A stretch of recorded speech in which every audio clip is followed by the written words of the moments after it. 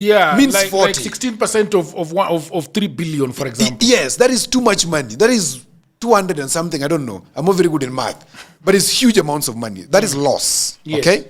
Now the other point where wash people also excel, Jagero, is in real estate. Do you know why you cannot buy a house today in Kenya, especially in Nairobi? It is because in the past 3 years, 64% of the over 1,000 cases that have been reported as money laundering schemes is from the real estate. Whenever you see a country or a city that the real estate is thriving, one thing is for sure Man, happening. they're building them, bro. They are building them they're planting them like crops. They're planting them like crops. Ooh, if you go to Kilimani area. Yes. Yes. Every morning. What is going on there, exactly. man? That is now. Where is the poo going to? That is the. Can you tell me where the poo is going to? Even the government does not know. And this started with Kidero when he became the governor of Nairobi. Yeah. He authorized this high-rise construction that is happening here in Lavington, Kilimani, especially Kilimani. Yes. It is too much. Man, I saw a humongous house. Yes. Next to a street, yes, and you're wondering if this thing really pushes up like this, and we have people, families getting in here with cars and trying to get out of this corridor to go to the office. Like where I stay, Jagero. Yes. Behind me, you've seen 1,000-unit block coming up. 1,000 unit. The road is the same.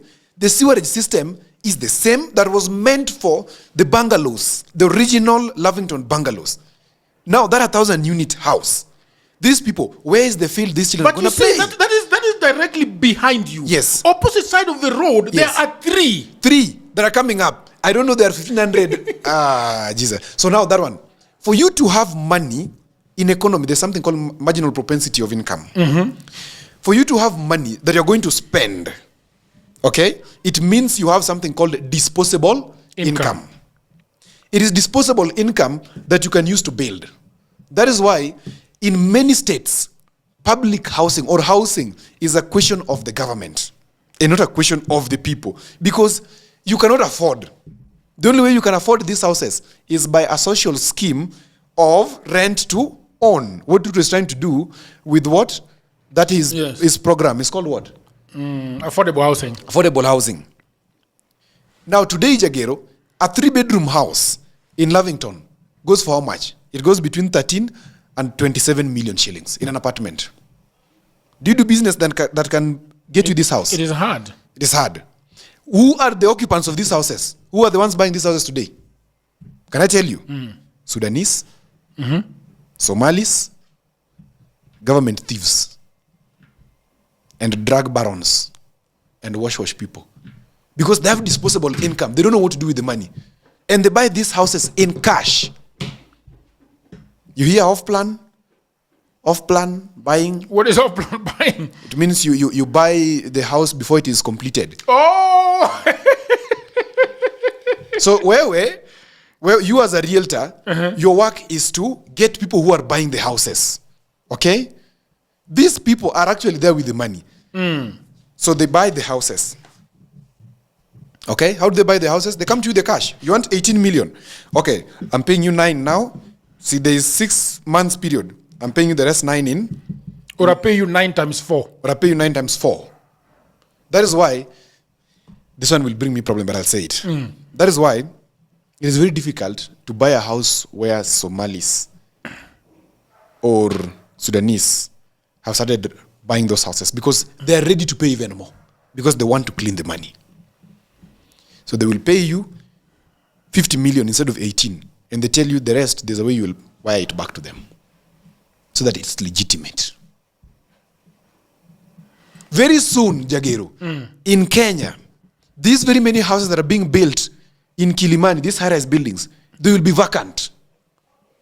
Because they're being built and then people who should rent them don't have the capacity. And I hear, even if we were being told that the water table of Nairobi is depleting. You remember? At a very fast You remember? rate. Yes. And these people are actually sinking up to 5 boreholes in one property. In one property. In fact, let's say in 100 by 100 plot, which you'll find like 2 apartments, 2 high-rise apartments. Yes. Every apartment has sunk a borehole.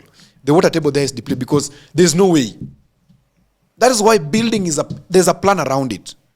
And maybe the government needs to put in more stringent measures to ensure that building, just like it was before, if you want to build, let's expand the city outside. Because you just pass here, Kitengela, that is total land. Yeah, even in Kumuka huko. Yeah, that's total land. These high-rise buildings will do really well there. Go back to Limuru. Total land, up to Naivasha. Why are we not building on those sides? It's because the government is very complacent and they are earning money from these things.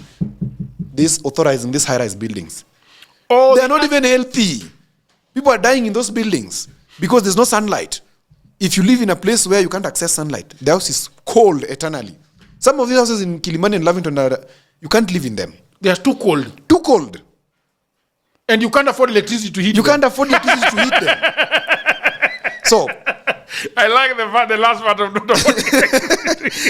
So, that is placement. Now, so one was obtaining the money, which is dirty money sources. I hear pneumonia cases are rising. Very much. People are dying of pneumonia here. People are dropping dead in these houses. People are waking up dead in these houses. Waking up dead, quote unquote. They're not waking up. Like when the day comes, you find they're dead. I know some people will crucify me for that.